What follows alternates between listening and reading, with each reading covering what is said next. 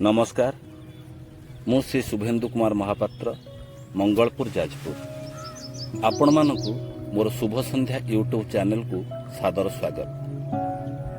एबे वर्षा ऋतु चली वर्षा को नहीं भिन्न भिन्न कवि कवयित्री माने सेमानकर कालजयी लेखा मान लिखि जाइछन्ति।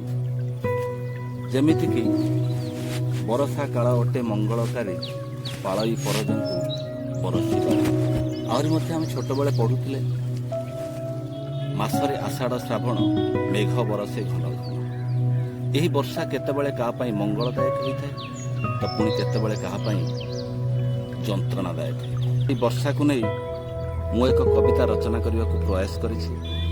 आपण माने शुणिबे भल लगिले मोर शुभ संध्या यूट्यूब को चैनल को सब्सक्राइब लाइक एवं कमेंट करिवे। हाँ शेयर करने को आदौ भूलिबे ना। तेबे आसंतु शुणिबा मोर से कविता जार शीर्षक भिजा माटीर बास्ना। वर्षा गो तुमे अलसी कन्या सरगर अपसरी जातक मुझे ऊषर माटी आश्वासना दियो।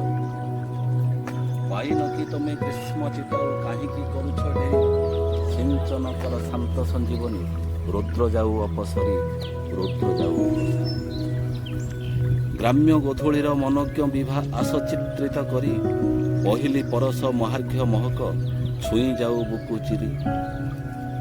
सातरंग बोली आकाश छाती आसराज हंसी परी रिम झिम तुम नुपुर निकोण छंद तोळु थिरी थिरी छंद तोळु थिरी।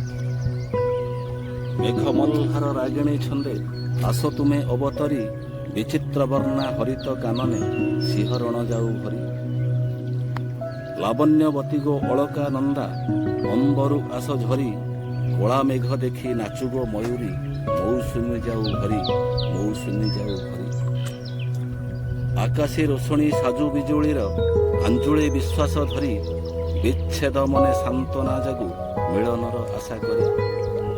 लास्यमयी धरा पल्लवित हेउ फूल फल जाऊ भरी रोमांचित हेउ गोटिए हृदय भिजा माटी बास्ना बारी भिजा माटी बास्ना बारी भिजा माटी बास्ना बारी। धन्यवाद।